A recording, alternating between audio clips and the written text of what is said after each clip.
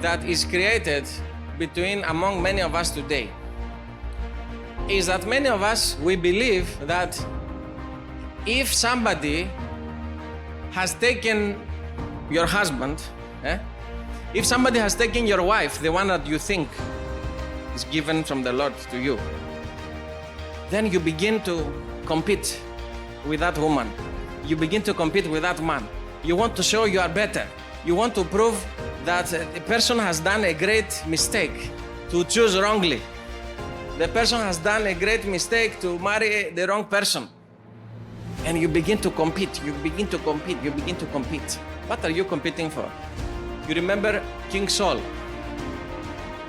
When King Saul had David in his palace, David was playing the music for him. The evil spirit that was tormenting the king was coming out and he was finding relief. Then another thought was coming to King Saul. That look, this David, one day he will take your kingdom. Okay, let me kill him. Bring me my spear.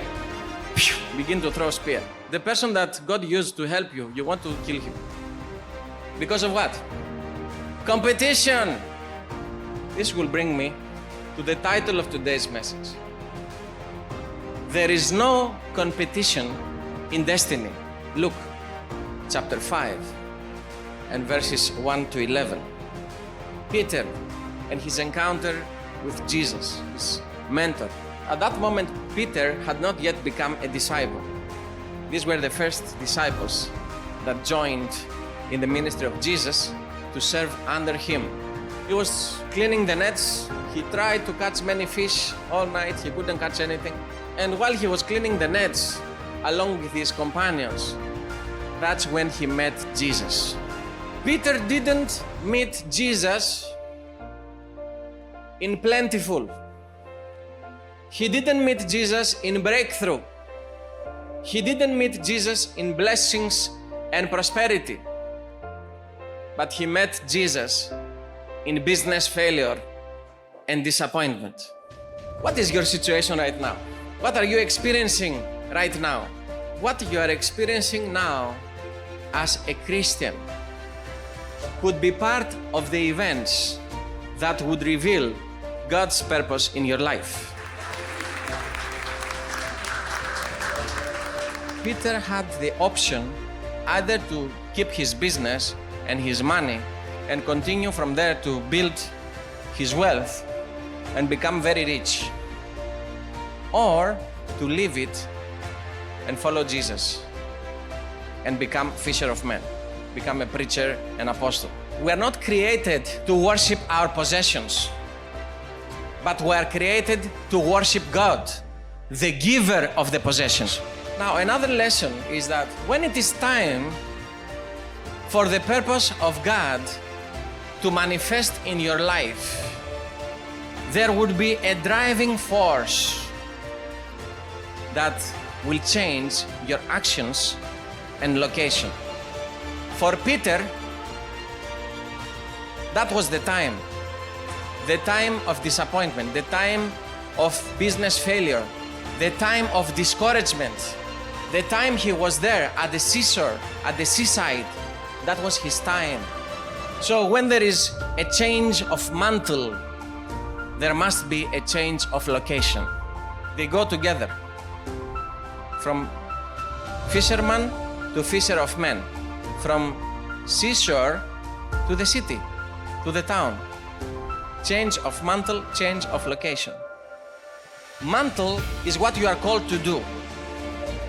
Your divine destiny, your divine purpose, what God has prepared you, what God has destined you to do.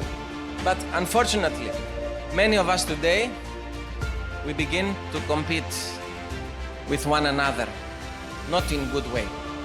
What you are called by God. One is called to be an apostle. One is called to be an evangelist. One is called to be a prophet. One is called to be a teacher. One is called to be a pastor. What are you called? What are you called for? So listen to the one who called you. The one who called you never said to you, start fighting, the other ones that he called. Okay, let me give you an example. We have a church here. Does it mean we are the only church here in Almere? We are not the only church. There are many churches, thousands of churches, they are everywhere. So imagine, instead of us to be united, what is happening? One pastor will stand this way, another pastor will stand that way. This is one pastor that is here. Then another pastor, me, I'm here. Okay? We are opposite. And we begin to throw stone. You are a fool. You are a fool. Eh? You are this. You are that. You are a liar. You are a deceiver. You are wicked. No, you are evil. No, you are bad. You are tricky. And then who is suffering for it? It is you. The lost sheep of Israel that they want to suffer for. Why? Because the leaders are fighting. They don't have the spiritual maturity. When you hear one pastor accusing other pastors that they are not from God, that they are not good, that you should be very careful, don't go to their church.